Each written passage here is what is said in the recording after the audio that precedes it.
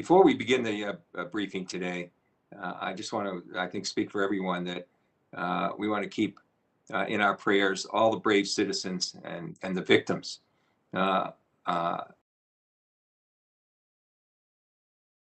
Illegal and immoral attack from Vladimir Putin and the Russian Federation.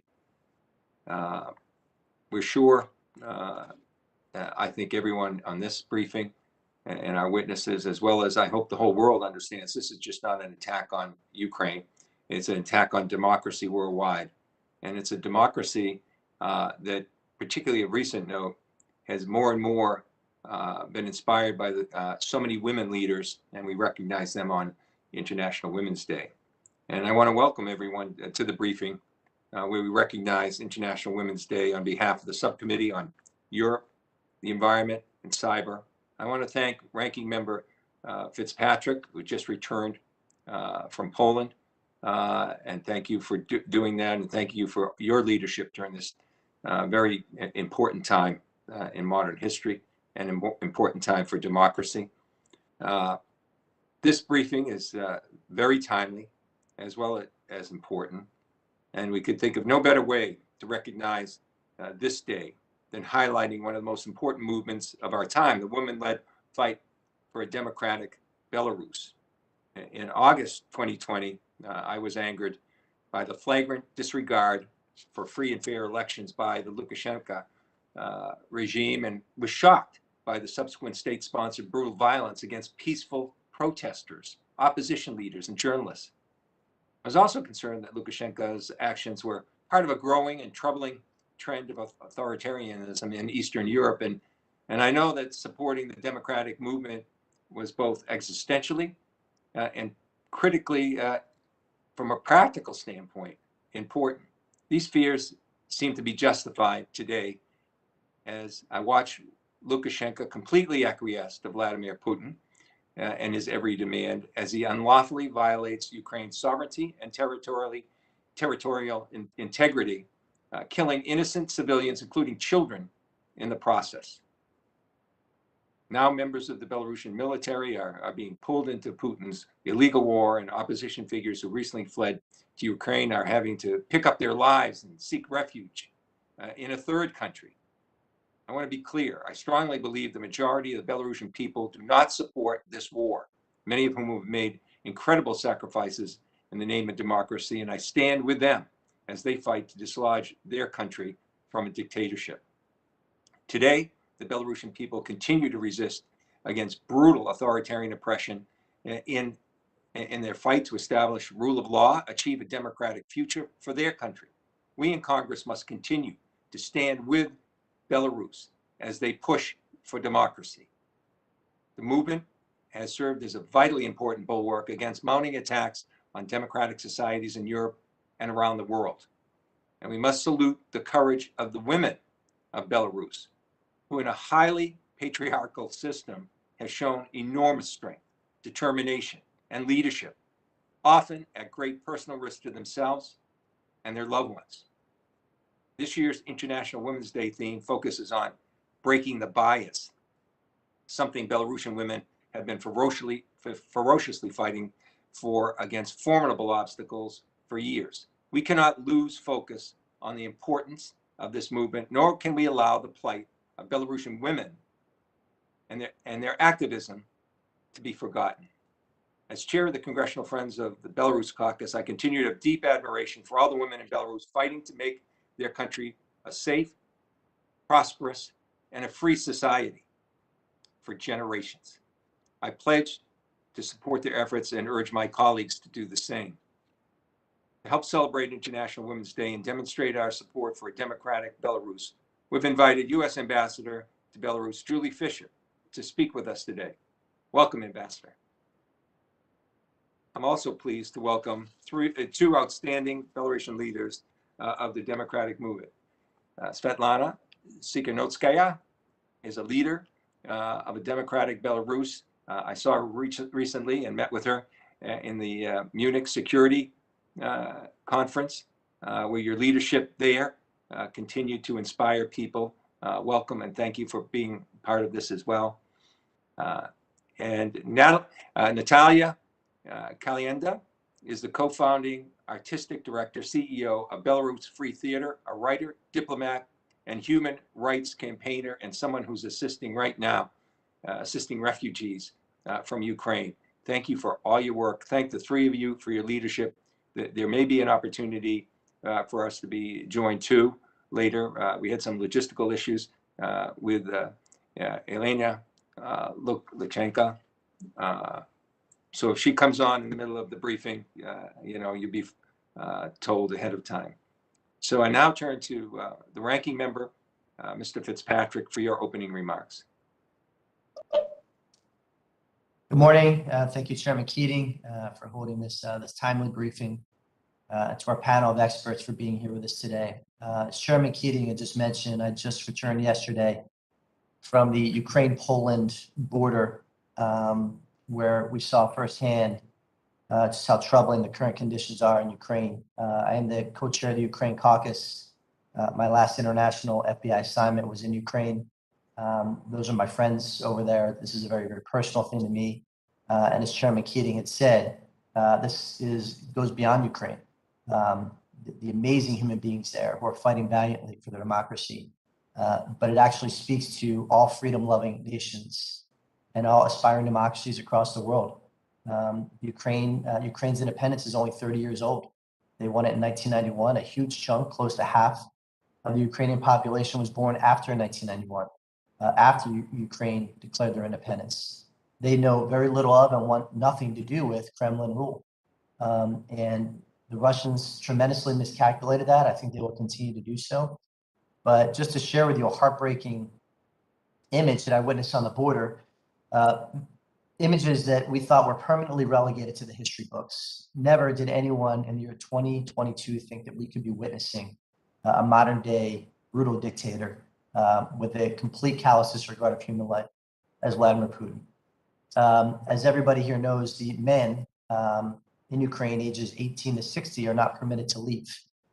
So we witnessed them bringing their wives, their children to the border, saying goodbye to them, perhaps forever, so that their wives and children could flee to safety on the Poland side of the border.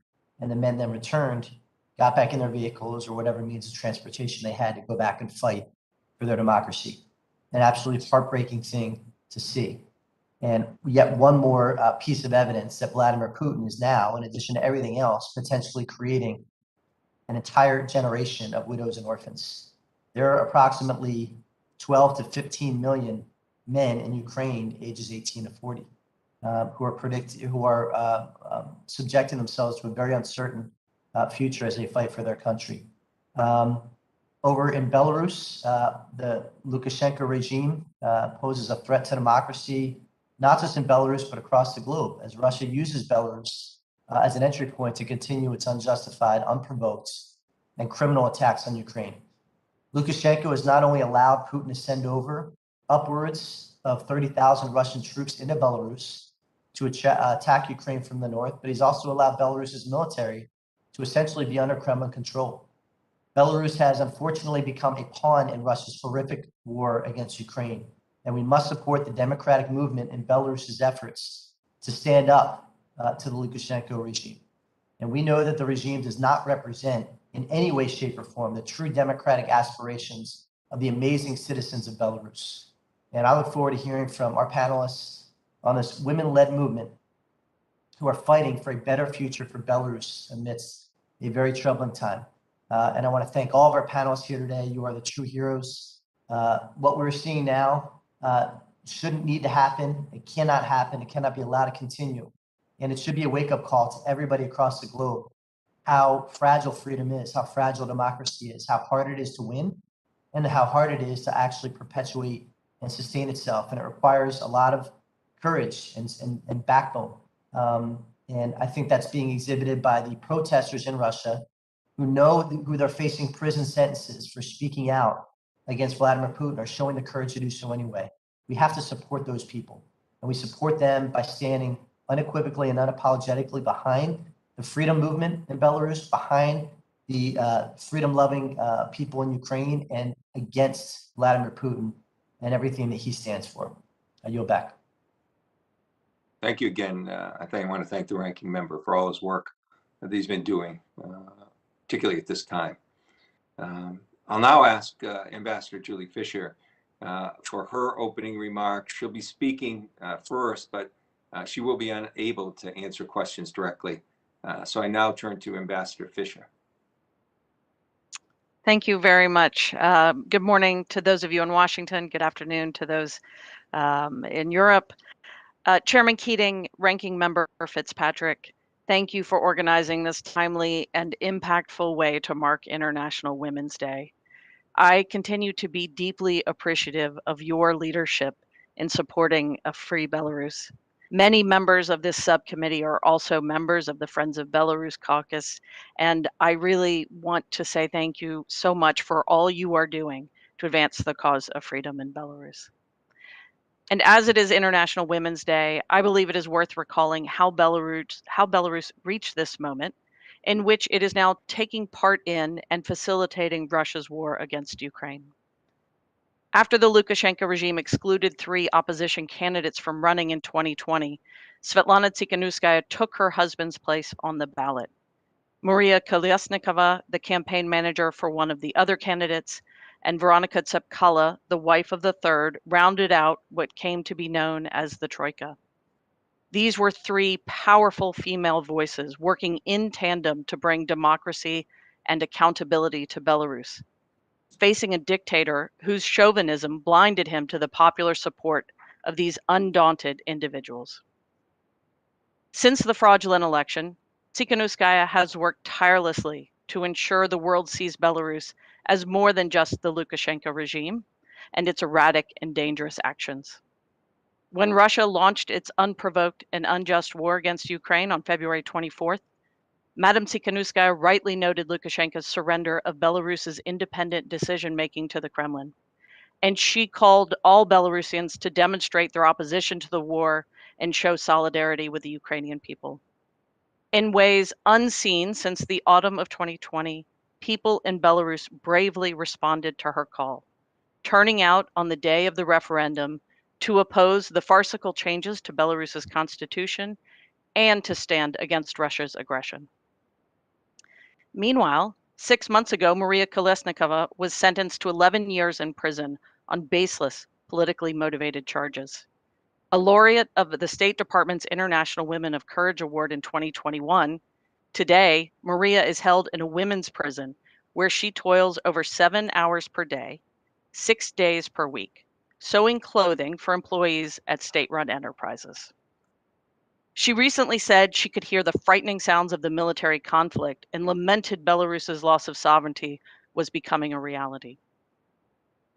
Of the 1,085 political prisoners unjustly held by the regime as of March 8, at least 137 are women. They are cruelly denied access to adequate medical care and supplies. To a large extent, they live without seeing their children, their families, and their friends. Marfa Rabkova of the Vyasna Human Rights Center has been in pre-trial detention for 537 days since she was violently arrested in Minsk. She faces politically motivated charges of incitement of social discord and involvement in a criminal organization, which could result in up to 20 years in prison, although her case has not yet been sent to trial. She and her husband were detained for organizing volunteers to document human rights abuses in the aftermath of the presidential election.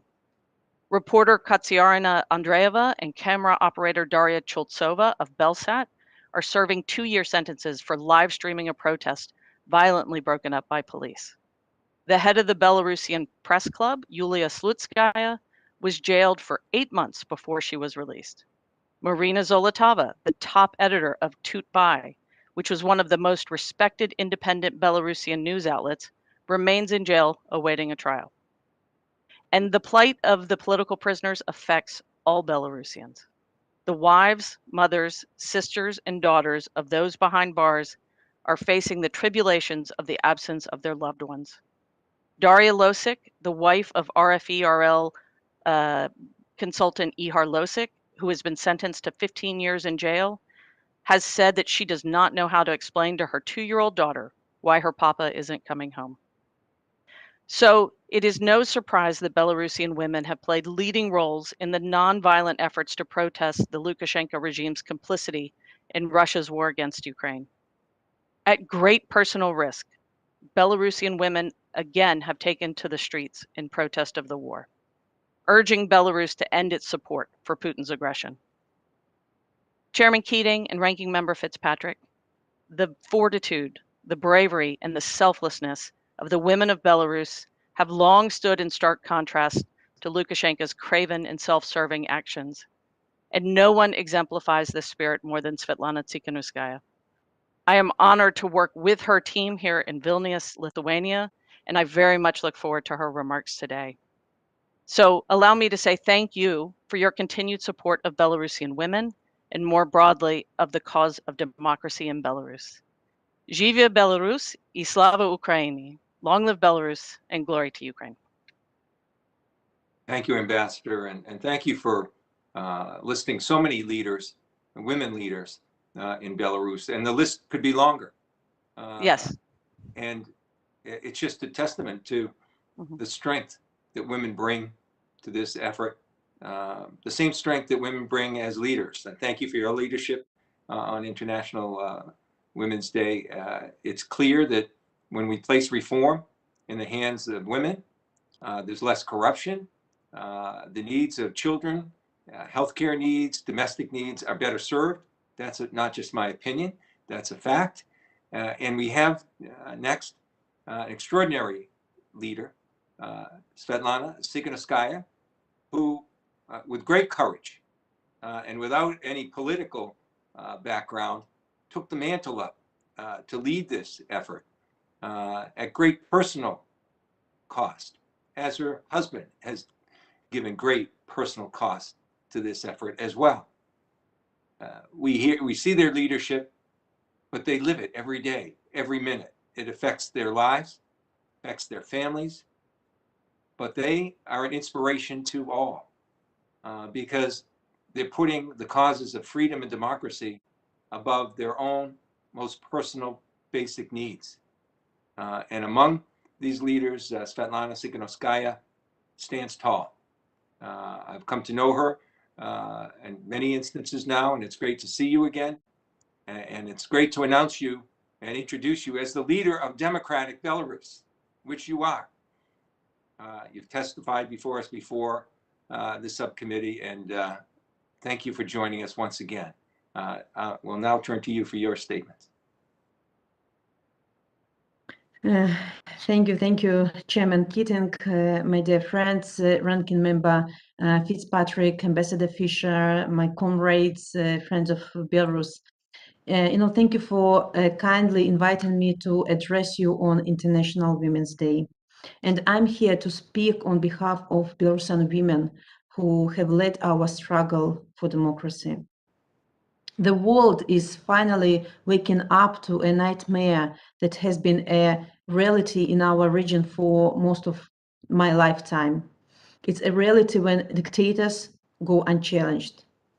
People here believe in the American dream, but what we are facing now is a global nightmare. It's a nightmare when people in Ukraine are hiding in subways and bomb shelters for days, without knowing if they have enough food, clean water, or medicine tomorrow. It's a nightmare when in Belarus, mothers of soldiers are arrested for praying for peace, for not having their sons sent to fight and die in Ukraine. The reason for this nightmare is indifference. Ladies and gentlemen, it's too late for indifference. It's too late for procrastination. It's too late for comfortable ignorance. Lukashenko made my country a launching pad for Putin's unprovoked invasion of Ukraine. While we are so intently focused on the battlefield, he let my country be silently occupied. He is selling its sovereignty at this very moment. Just 2 weeks ago, he attempted to remove constitutional provisions of nuclear-free status and neutrality through a sham referendum. This referendum must never be recognized. This opens the possibility of Russian nukes in Belarus, and thus helping Putin to threaten the whole world. But why are we surprised? It's exactly the world's indifference that led to it. When Lukashenko was rigging election after election, jailing activists and abusing human rights, Europeans would impose symbolic sanctions and go back to realpolitik months later after every crackdown. And a result of the policy dealing with the hot issue at hand, not the core of the problem, Lukashenko's threat to grow from Ryanair flight hijacking to engineered migration crisis and to an aggressive state. But despite the repressions, Belarusians, and in particular Belarusian women, haven't given up. Cyber partisans are blocking Russian transports by hacking railway systems. Almost every week for the last year, you could say a dozen brave Belarusian women dressed in white, red, white, marching through Minsk. Natalia Khvostova, the Belarus consul in Munich, has just resigned in protest against the regime's invasion. And I'm sure, of course, if my friend Maria Kolesnikova were free now, she would have taken the lead of the Belarusian anti-war movement that we launched last week. So what should the US and democratic community do in this moment? We must learn from history that dictators cannot be appeased. I urge for sanctions on Putin's regimes to be duplicated on Lukashenko's, with the exceptions of private enterprises not related to Lukashenko's clique. Belarusian state banks should be disconnected from the SWIFT network, and imports from state enterprises should be banned. For one, because the Belarusian regime shares full responsibility for invasion. The state banks and enterprises enable it. And second, so that Russian companies and banks don't use Belarus as a loophole. It's already happening. The next day after Sviatlana, a Russian steel producer, was sanctioned, it started using Belarusian companies to circumvent sanctions. So I urge the US to increase support for Belarusian civil society as well. With your help, we are rebuilding it after 1.5 years of total repressions, and we shouldn't stop here. Civil society is the main reason why Belarusian army hasn't yet been forced to join the invasion. Belarusian human rights defenders, activists, solidarity funds, citizen journalists, and media are constantly working to spread information about the war, helping the refugees and assisting Belarusian soldiers who don't want to take part in it. It's 1 minute past midnight, and we can turn the clock back. We must act together in standing up to dictators and supporting democracy.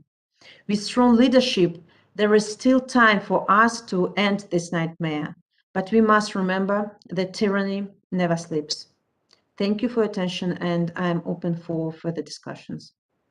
Thank you so much. Your comments, I was making some notes, are important.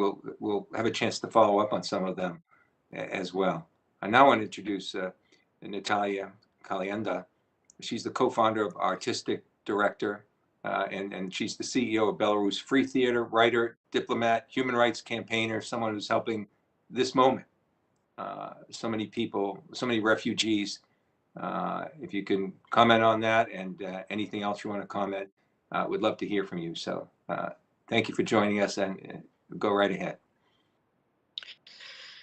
Thank you so much for having me here, and I apologize for my outfit, but today we accepted the first tiny group of Ukrainians to the UK. Unfortunately, the UK is very far behind of issuing visas to Ukrainian refugees, so we must continue to push on that front. And those people who we got out of Ukraine since the day before the war started, because it was already pretty intense before it became clear that the war will be started. Those stories of women who pass the border with their children, they're absolutely horrendous. Women are coming absolutely barefoot. They have absolutely frozen feet and hands. They are not able even to type text messages to update that manage to get to Poland safely because they're completely frozen. That's the main thing that we're currently dealing with. And the second one is sanctions. That's what I do my whole life for 28 years of dictatorship. For 28 years of dictatorships, we're trying to make sure that the West get our message. But it looks nobody hears us. Our friends been killed in 1999. But women such Irina Krasovskaya, Sviatlana Zavadskaya, Lyudmila Karpenko, they stopped disappearances. When I spoke to the EU and the United States in 1999 and 2000 and asked to impose straight away sanctions, I was told that we don't have enough people who are killed. The question is, how many people the West want to see when people are killed? Now, in Belarus, we have thousands of people who are in political jail. Now we have people in Belarus who are killed. Now we have thousands of people who are killed in Ukraine. Kids are killed in Ukraine. So the question, is it enough for the West to continue to move or for the West to continue to talk? And that's the main question, because to continue to hear that we condemn, it's not enough. 49ers coach of San Francisco football said, "Don't tell me, show me." So it's exactly that particular message that we're sending to the world. Don't tell us, show us, because otherwise there will be no Ukraine, neither Belarus. We're now talking not about Ukrainians or Belarusians. We're talking about your democracy. We're now rehearsing show Dogs of Europe that is written by Algird Bakharevich. This is the third thing that I do in my life. I'm a theater maker, but it's no time to do theater. But I tell you a unique story. Our actors, they arrived to London to rehearse the show. Their wives been in Ukraine. They've been passing that corridor for the last 10 days. Our Ukrainian musicians who continue to be on stage with us to shake the audience with their music. They lost their family in Ukraine last week, but they continue to create the music. Our videographer, animator, who created the whole show, he gone back to war. He's fighting now. Today his wife and child arrived to London, and the mother asked the child, "How do you feel here?" And this 5-year-old girl, she said, "I feel joy here." "And how did you feel in a bunker in Kiev with your grandparents?" She said, "I felt fear." That's exactly that particular thing that we need to overcome. Our patron and friend Harold Pinter said at his Nobel speech, "A writer has to smash the mirror, for it is on the other side of that mirror that the truth stares at us." Despite the enormous odds which exist, unflinching, unswearing, fierce intellectual determination as citizens to define the real truth of our lives and our societies is crucial obligation, which devolves upon us all. It is in fact mandatory if such a determination is not embodied in our political vision. We have no hope of restoring what is so nearly lost to us, the dignity of man. After we got smuggled out of Belarus in 2010, my father lost his voice. The only thing that was left for him to whisper. It was enough for us to keep moving, even though my father continues to lose his voice again now. I know that for as long as he whispers, my daughters have a chance to understand what freedom means. Whether in whispers or in wails, we together have to disturb the sleeping conscience that is continued to absorb the world, while children are killed in Ukraine, while political prisoners are tortured in Belarus. We must stop that whole narrative in terms of Belarus became the country of aggressor. It is run by the usurper who completely stole our land, who stole the future, not only of Belarus, but of the whole geopolitical knot. If you talk about sanctions, don't continue to do that narrative, please, that we impose sanctions in order to change their behavior. Don't you see? There is not a single chance to change their behavior if you don't impose all those sanctions against all those oligarchs at once, not one by one. We need to make sure that it's clear that we continue to understand it's not any longer about us. It's not any longer about Ukrainians.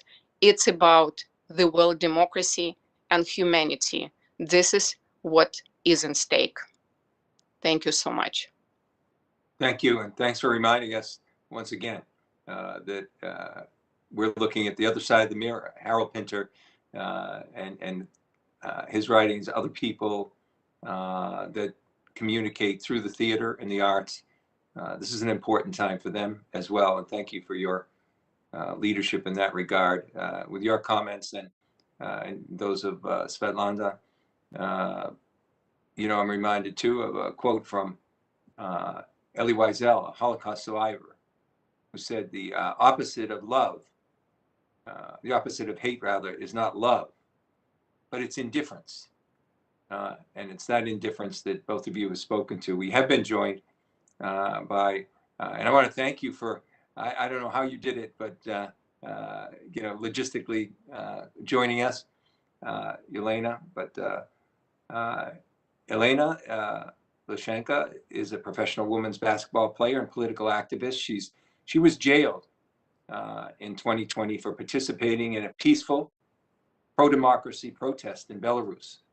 And as the world looks at another basketball player, woman basketball player, being jailed in Russia, it's important to look at the leadership that can come from women in the athletic arena. So, Yelena, thank you so much for joining us, and I would welcome your comments. Hello, thank you so much for having me. Yeah, we had some logistic difficulties, but I'm here. Thank you for great messages from Sviatlana, Natalia. Well, I'm here on behalf of all the athletes, SOSBAI, our freedom athletes that we have been fighting Lukashenko regime and standing up with people since summer of 2020. And it has been a long run, and it has not been an easy one. As I'm sure you know, a lot of our athletes who signed the letter, our letter SOSBAI, where we want new elections, where we want political prisoners to be free. A lot of our athletes had to leave the country. Actually, some of them now are in Kiev, some of them in Lviv and west part of Ukraine.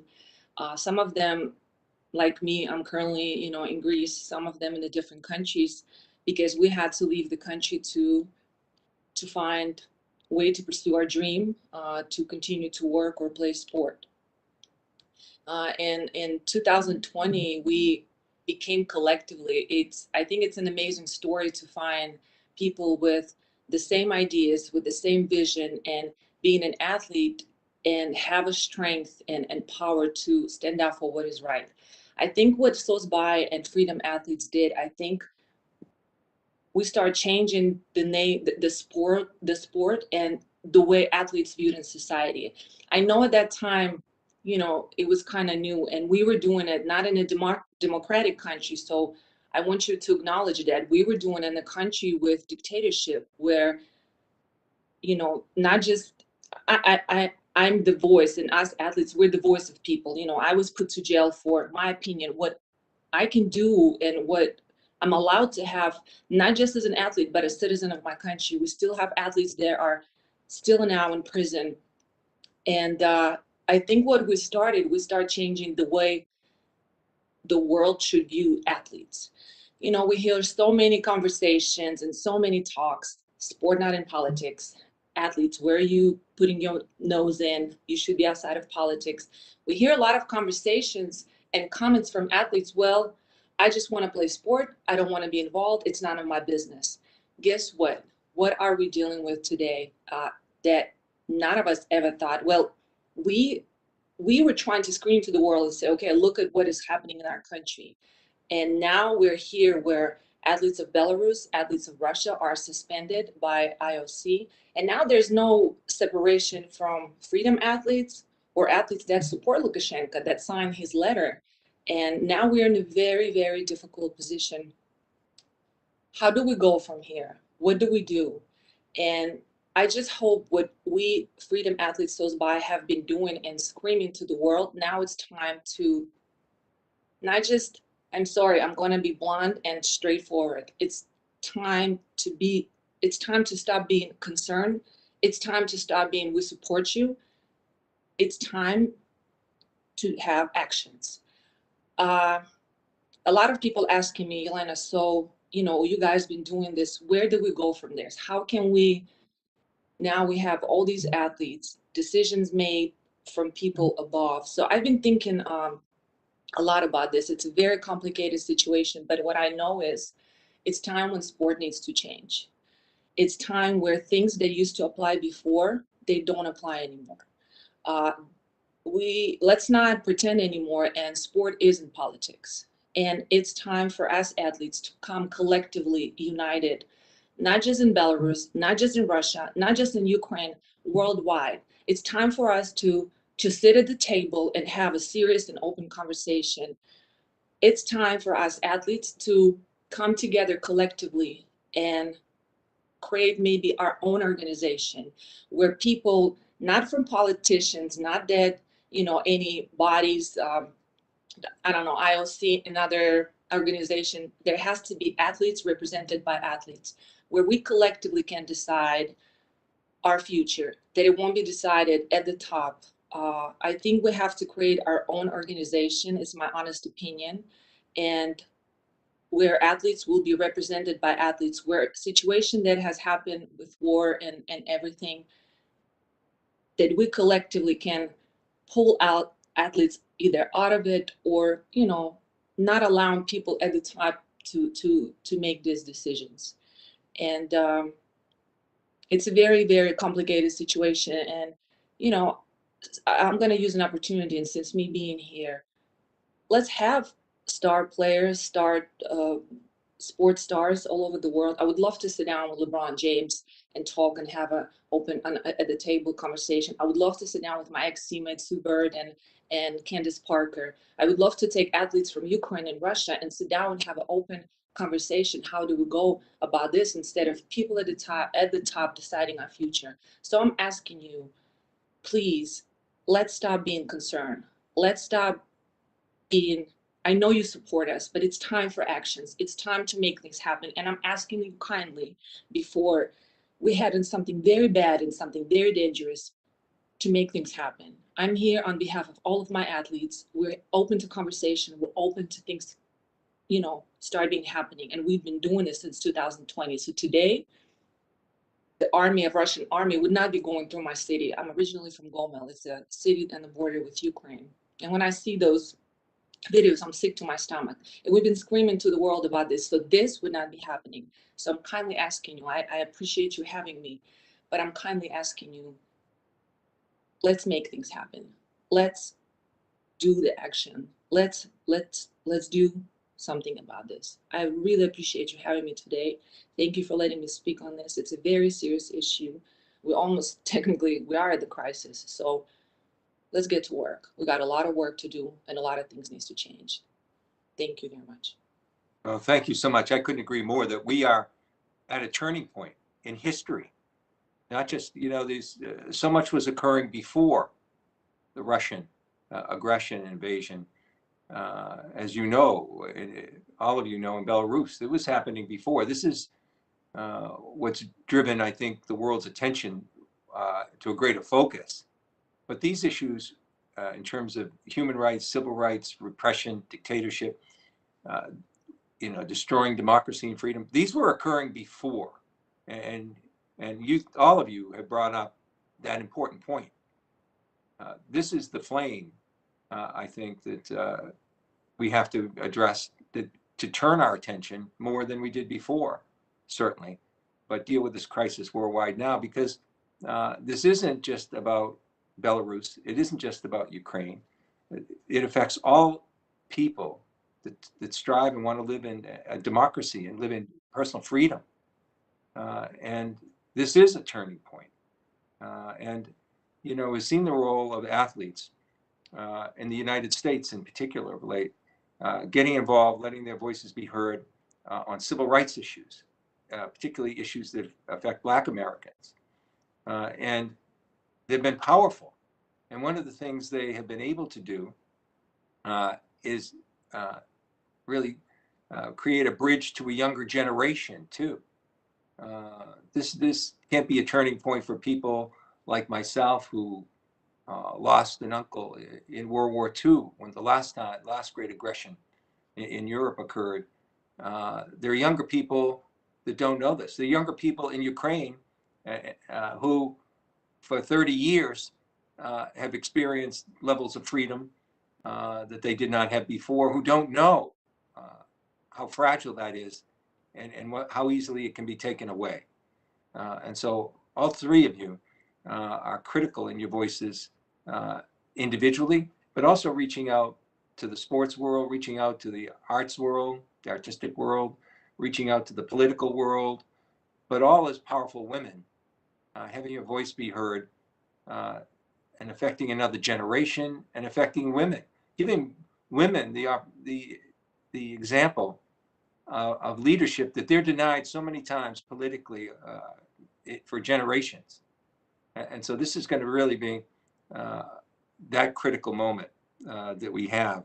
I wanted to ask too, specifically with Sviatlana, if I could, you were mentioning that there are loopholes in the sanctions that Russia is using through Belarus. Could you talk a little bit more, to the extent you can, any of you too, on how through Belarus some of these loopholes getting around the sanctions are being used by Putin right now?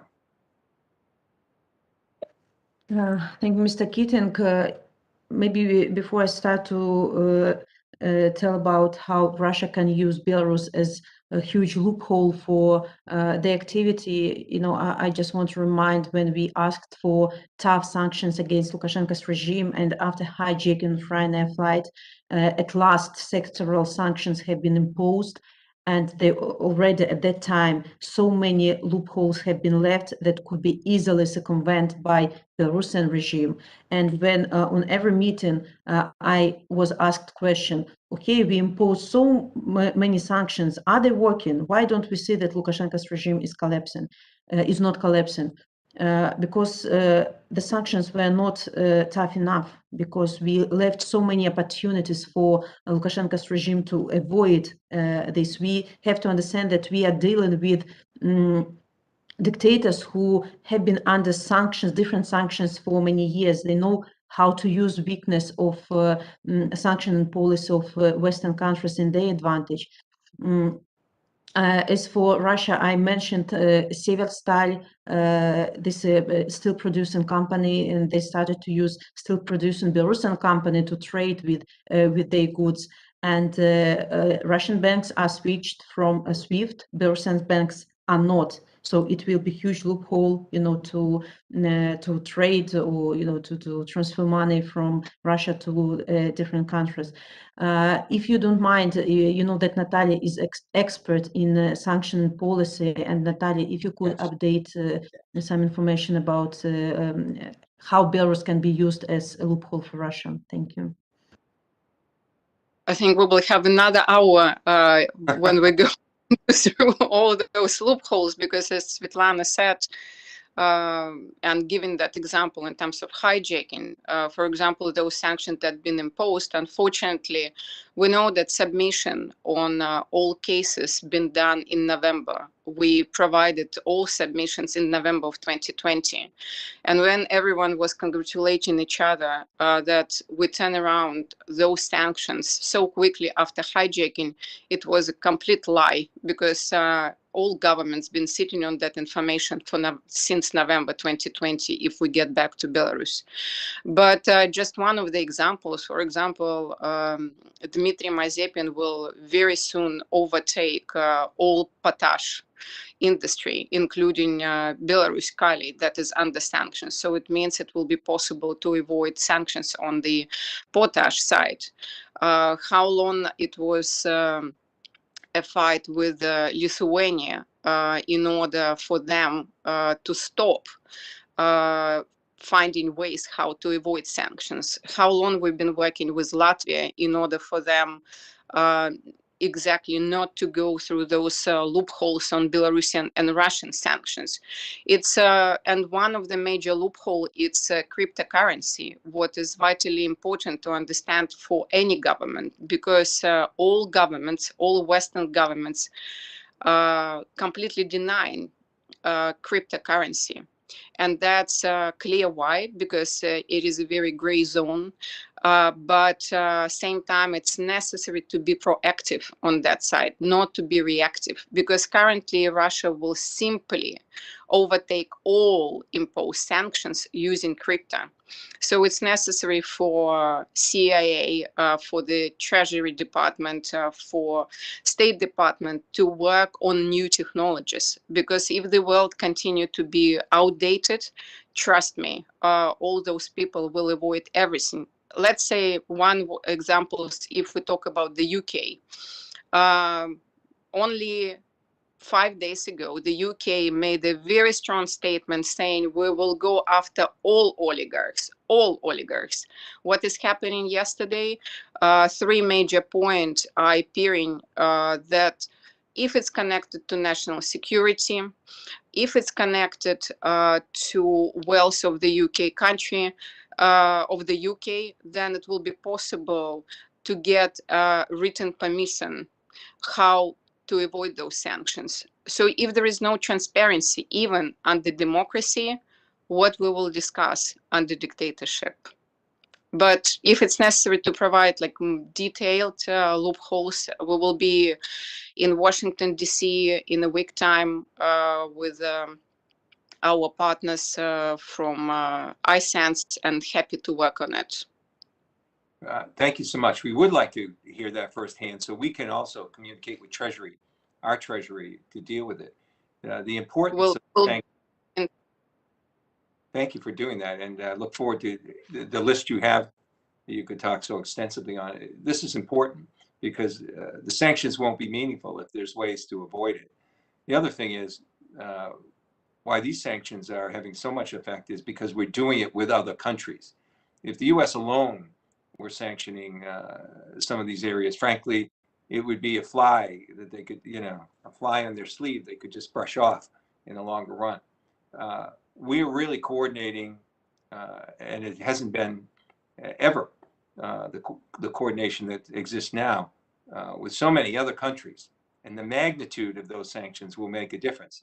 Of course, sanctions take time, and as you mentioned in UK, there are UK parliamentarians who brought up the fact that they're actually giving these oligarchs time to react and get rid of their, move their assets into safer areas. And there are ways, as you mentioned, with the nexus to security where they're avoiding it. And if this is going to be meaningful, we have to do it in a comprehensive and coordinated way. I think the magnitude is there. We can't allow that vice has to continue to get smaller and smaller and create greater pressure. They do compound every day.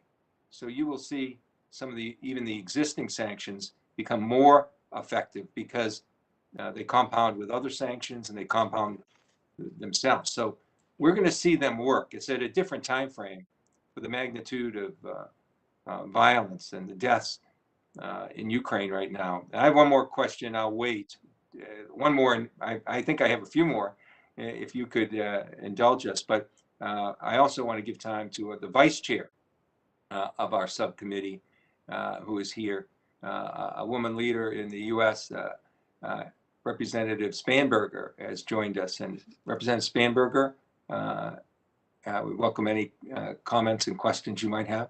Absolutely. Thank you so much, Chairman Keating, and thank you very much for participating in this briefing. Thank you for all that you do and all that you've shared. I have a question, and I think this is probably best suited for you, Ms. Leuchanka. We know that sports, athletics are very important to Lukashenko's regime of legitimacy and propaganda, particularly on the world stage. So could you just speak to how Lukashenko leverages sports for the regime's propaganda or messaging efforts, and what happens to families of those athletes who ultimately leave or defect from Belarus? Well, the way it uses the propaganda, sport and propaganda. So in 2020, when we have created our letter, where people in sport who's related to sport can sign, I mentioned it earlier, for new elections, for letting political prisoners free, etc. And after some time, Lukashenko and the regime came out with their letter. Technically, we still don't understand what the letter stands for, but people signing that letter technically support the regime, we have athletes that signed that letter and now supporting the war. I mean, their comments are ridiculous. We had people who didn't know what they were signing, but they just wanted to sign for Lukashenko. Of course, we had people who were pushed and pressured to sign that letter. I mean, we all know that the sport, Lukashenko plays hockey. You know, he used to play soccer before he played hockey, and he used it as a propaganda. I mean, all the time. It's nothing new. When it comes to the families, my family is still in Belarus. I mean, most of their families of the athletes that had to flee the country are still there, and you never know what's going to happen. I mean, you don't know if anybody in the morning, in the middle of the night, knock on the door. You have to understand that the law system does not exist in Belarus. It's long gone. You can literally be in jail for white socks, for anything. I don't know, I spoke earlier about, athletes, and I mean, a lot of us had to flee the country, and to be honest with you, I don't know what my future holds. I don't know what other athletes that now, let's say in Kyiv, we have athletes in Germany. Like, I feel like there's not enough has been done to help these athletes to accomplish or do something or pursue their sport in other countries. It's a big question mark. It's the same way as a big question mark to the families that we left behind. And we don't know, honestly. I'm thankful every day that I call my family and ask if they're okay. And they're okay. And but it's not the way people live now in Belarus. It's under so much pressure and stress, and now on top of this war that is going on, so it's very overwhelming for just Belarusian people in general. So I hope I answer your question. If you have more. Absolutely. Well, and thank you for bringing light to your experiences and certainly the challenges that so many leaders, be it in sport or in any other sector, face. Mr. Chairman, I have another question, or Go right ahead. Coming up on time, I'm happy to yield back to you. Oh, no, it's a briefing, so take your time. Appreciate it. Thank you. So I would have a more general question just about kind of some of the tactics that might be used within prison, particularly, sorry about the beeping, in prison, specifically the conditions that women face in prisons in Belarus, how we might be able to support human rights for those who are incarcerated in Belarus. And certainly we've heard reports of aggressive actions that target women, such as withholding sanitary pads or other items that are necessary for women. I think Ms. Tsikhanouskaya, you might be best suited to answer that one, but I'll defer to you all on who wants to answer. I mean, I can share experience while I'm there briefly.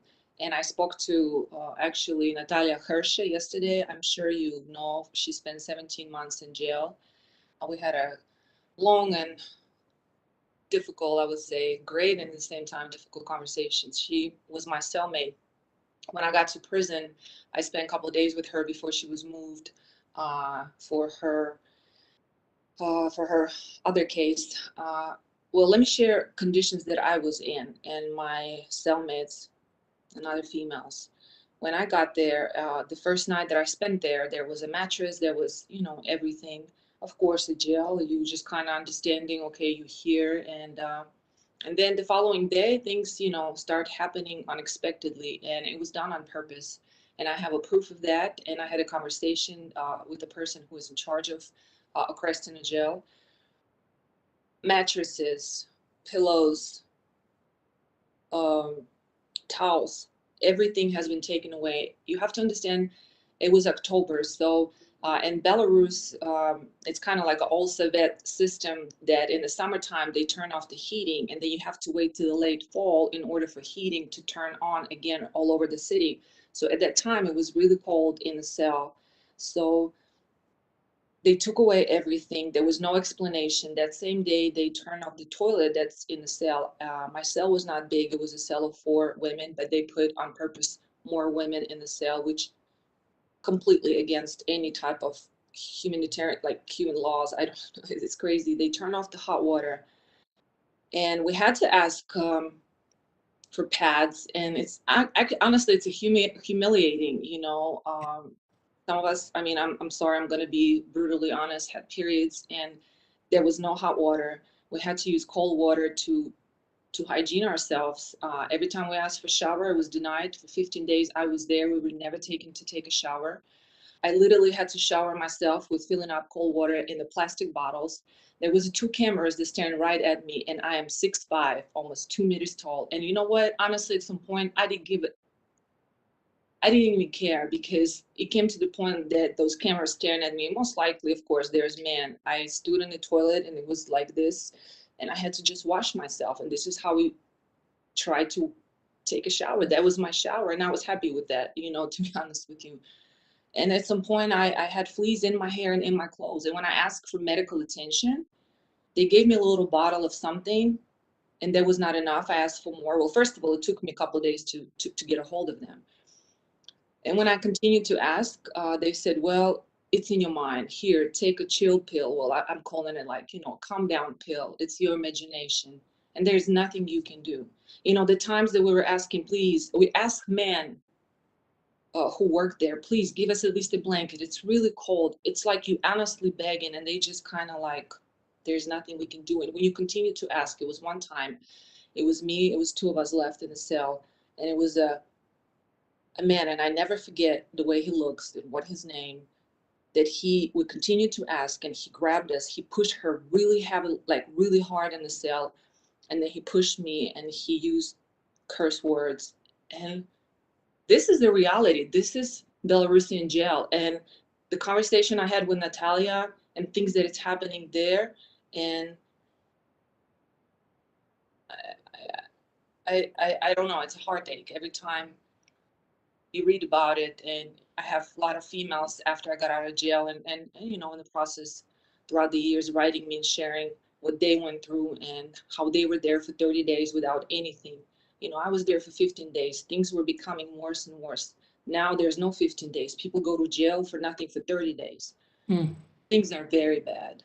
I'm sorry, I'm sure Sviatlana had something. No, thank you for sharing your very, very, very personal experience.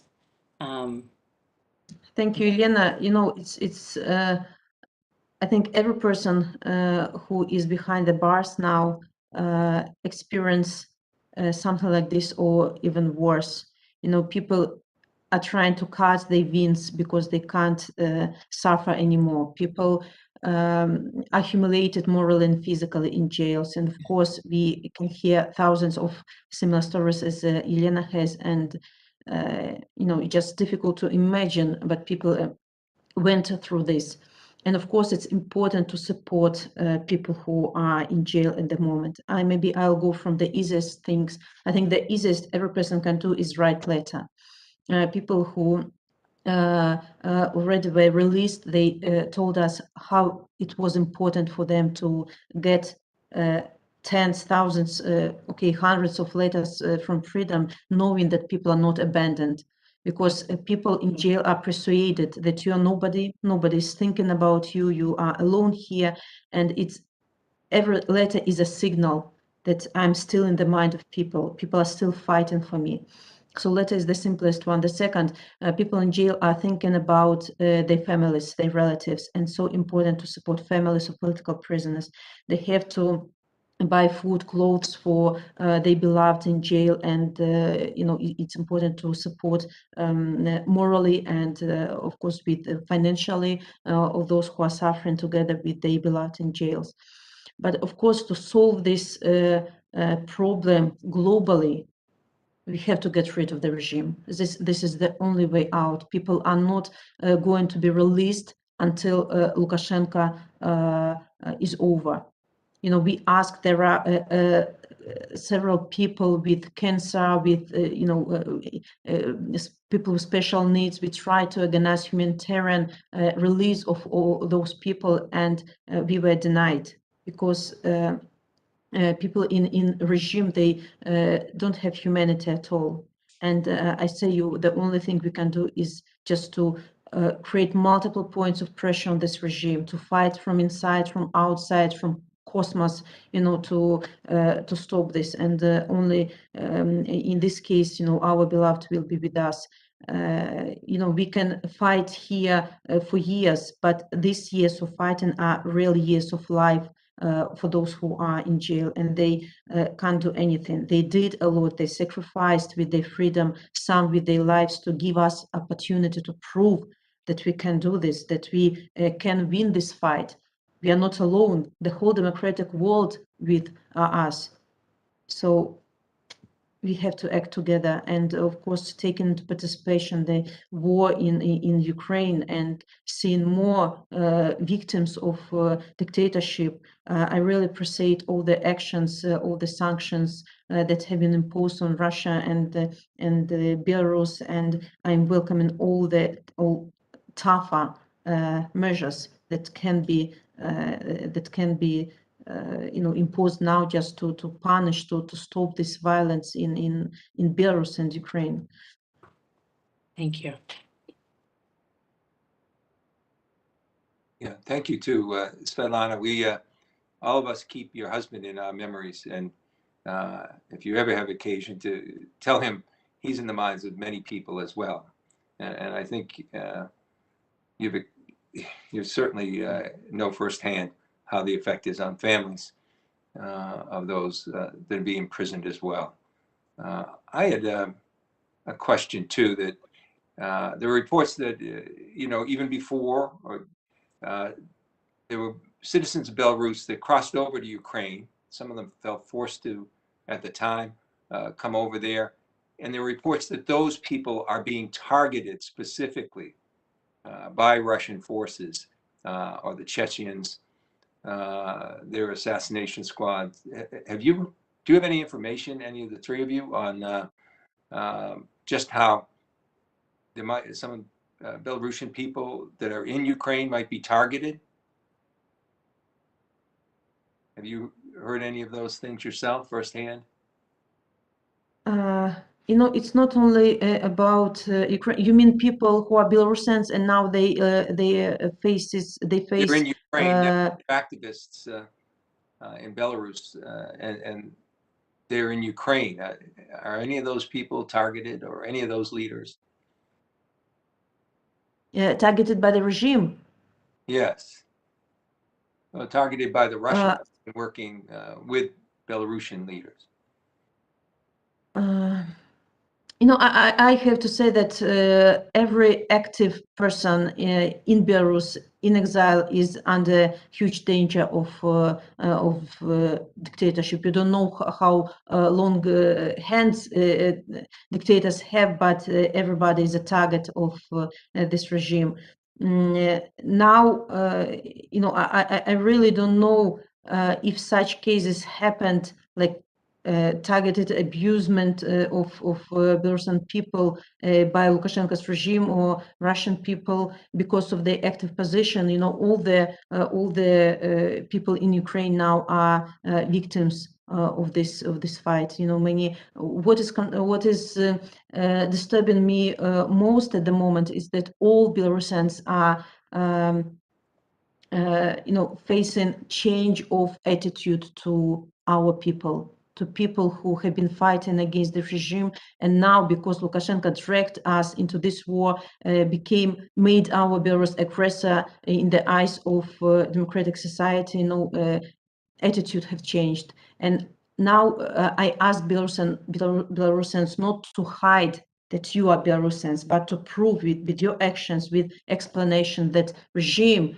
and Belarusian people are not the same, that we are fighting for democracy, we are fighting for freedom, and now we became the victims, not only the regime only, but also this attitude to this regime, to Belarus from people of different countries.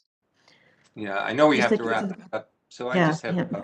one quick question, and then we'll follow up when you're in DC next week, Natalia, and Yelena. You know, there are different athletes. You mentioned the 40. Maybe there are people here that will speak up more in the U.S. too in that regard. But the question clearly in Belarus is that the near blackout, well, you call it a blackout, that's occurred in Russia now, of all media, imprisonment for Facebook communication about anything going on with the war.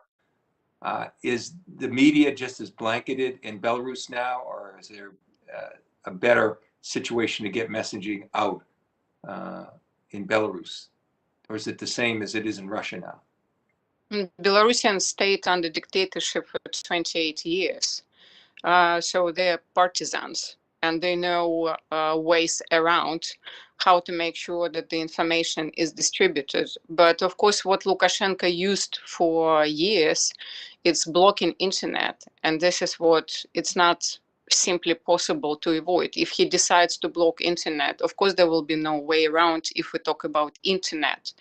But Belarusians published and printed lots of samizdat based on Polish model of Solidarność time, and it continues now. So people started to print some leaflets and start to distribute that. So there are ways that have to be from the past resistance and the contemporary ways of resistance. Telegram, of course, is working, but you never know when internet will be blocked. But I'm sure Belarusians will find a way how to inform each other. That's the main thing. And I'm sure Russian democratic forces will follow that, because Russian democratic followed Belarusian model when Alexei Navalny got arrested. So they picked up that model. Clearly, it will be major repression against Russian democratic forces as well. Okay. But people prevail. It's a freedom that will prevail. Great. Well, thank you. We've gone over the time we had. We could talk, as you said, hours and hours just on portions of this, Natalia.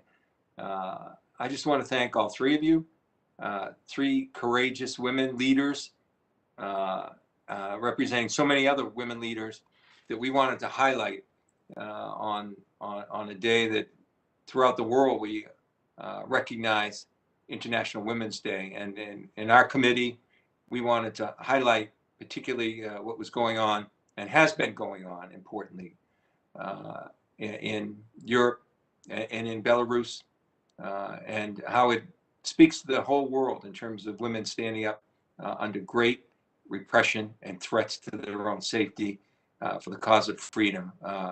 We couldn't have recognized today any better. So thank you so much for your participation. Feel free to follow up with us at any time. And with that, we'll adjourn this meeting. Thank you all.